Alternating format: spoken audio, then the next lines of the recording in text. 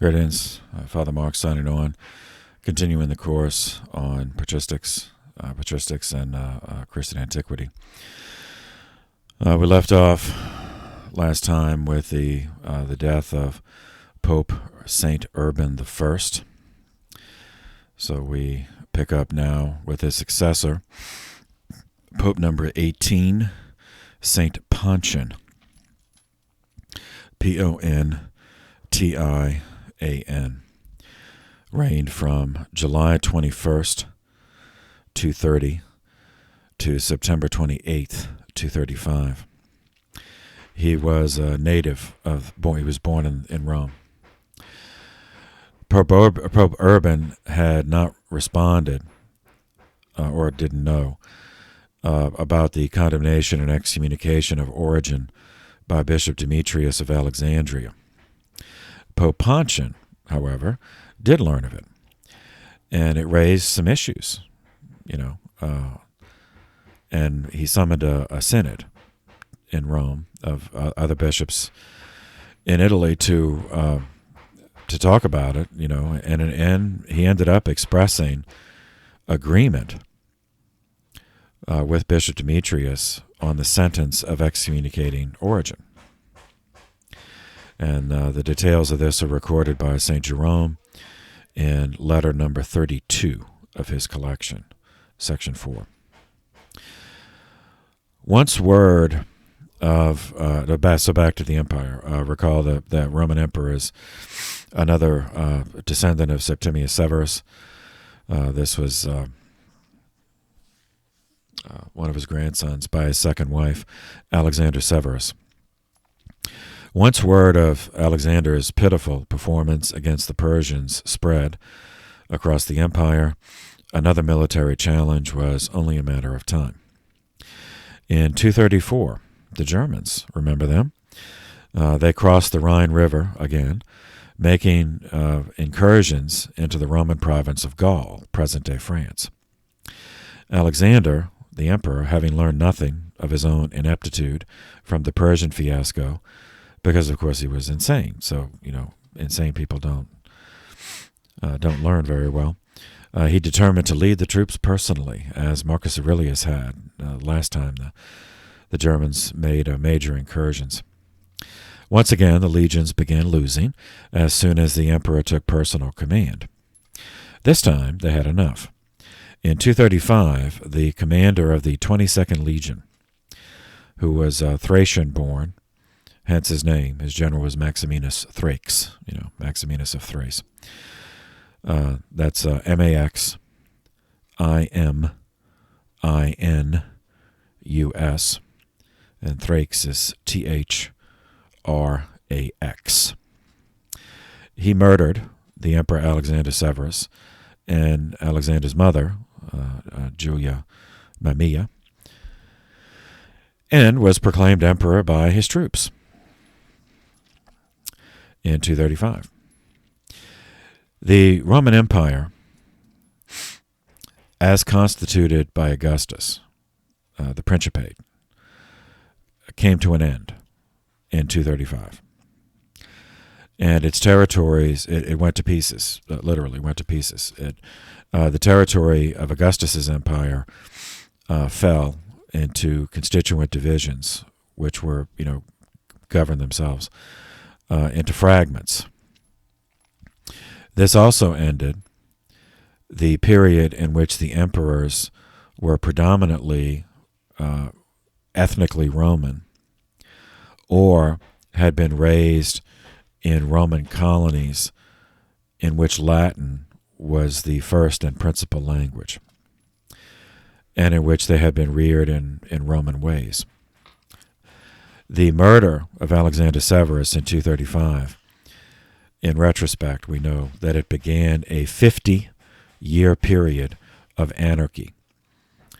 In histories of Rome, they even call it the 3rd century anarchy, which lasted from 235 to 284, in which the Roman Empire split into 3 de facto sovereignties, although each one maintain the fiction that the empire still existed. So if you asked people, anyone in any of those fragments, where they lived, they would say they lived in the Roman Empire. And that, those other ones are just, those are the ones who are the traitors. All right, so the three pieces. First, the Gallic Empire boasted a line of 4 emperors. Their capital was at Colonia Agrippina, which is present-day Cologne. It was complete with its own senate, its own annually elected magistrates. It consisted of Britannia, which is Roman Britain, but that corresponds to present-day England, not all of Great Britain. Gaul, which is France. Hispania, obviously, which is Spain and Portugal. And Roman, what they call Germania Minor, and that's present-day Netherlands. The second fragment was the Palmyrene Empire, created in the present-day country of Jordan by the Roman governor at the time, was a guy named Septimius Odenathus. He saw that central government from Rome had collapsed and that no one was going to come to his aid. So he married the client queen of Palmyra. Her name was Zenobia, Zenobia, and proclaimed himself emperor of a splinter of the empire, which encompassed present-day Jordan, Syria, the Holy Land, Eastern Asia Minor, that's eastern part of present-day Turkey, and Egypt. And after his death, his son, Vaballathus, followed him, but was dominated by his mother, Zenobia. Eventually, they came to control all of Anatolia, too. The third fragment consisted of Italy and Roman Africa, which means North Africa, but west of Egypt. So this was the era of the barracks emperors, as it's called. These are generals, one after another, who claimed the title of emperor because in a particular moment their troops supported them. They usually died violently and soon. In the Roman fragment, I say that, the fragment that contained the city of Rome, there were 25 barracks emperors during the 49-year period of the anarchy. 25 emperors in 49 years. This whole period of anarchy was ended by Diocletian. But in its he put all the pieces back together. But in its reconstituted form, the empire was no longer the Principate of Augustus, which, recall, had been it was a military dictatorship, in terms of dynamics, but covered over with the veneer of vestiges of the Republic, and still Roman in appearance. The emperor still wore togas, and they still dressed like Romans, and they had elections of magistrates. So it still looked like the Roman Republic externally. But when Diocletian, who we'll cover, when he reconstituted it, it was no longer that. I mean, it was still a dictatorship, but it was far more Eastern in character in terms of the way that the emperors dressed.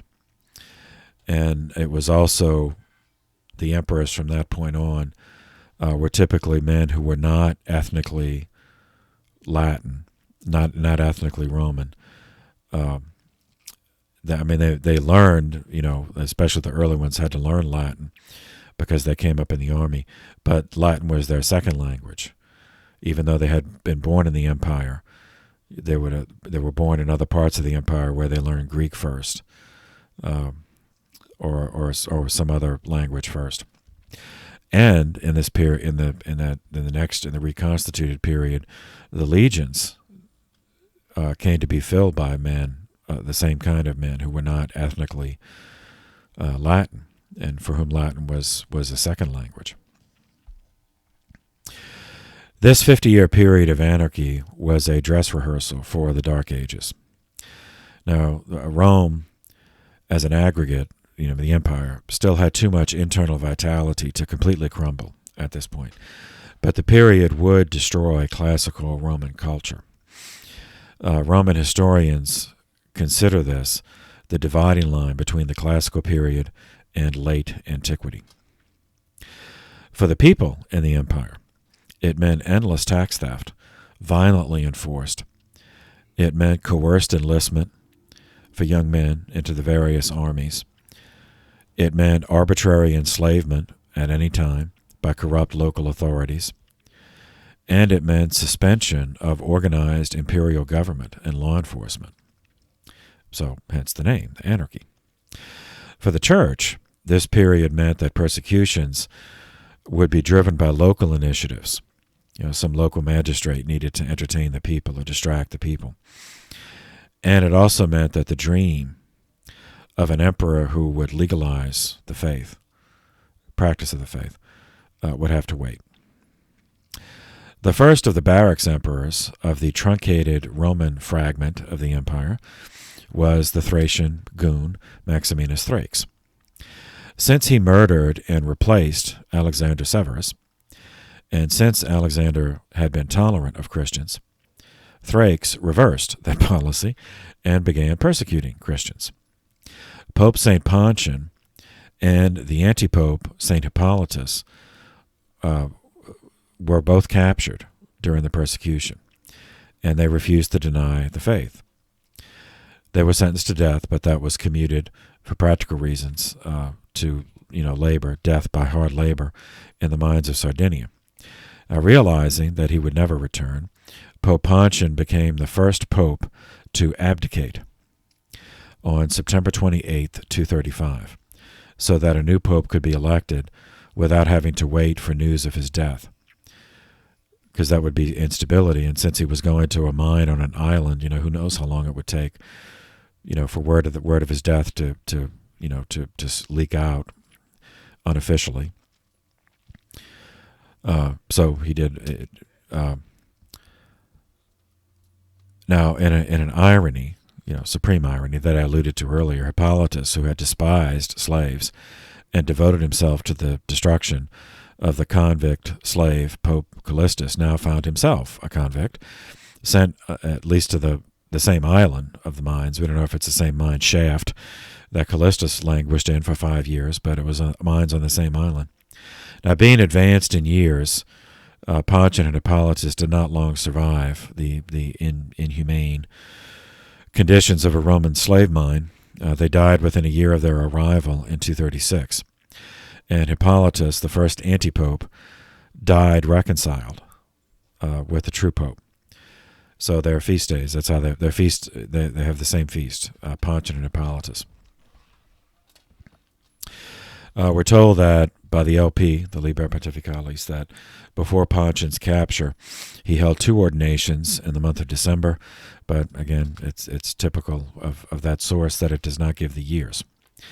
He ordained 6 priests, 5 deacons, 6 bishops, continuing the apostolic succession. His remains made it back in the reign of a future pope, Pope Fabian, and they were interred in the catacombs of St. Callistus on the Via Appia. And he was buried on November 21st. He was followed as Pope 19 by St. Anterus. So we will stop here and pick up with him next time. So thank you for your attention. This session is adjourned.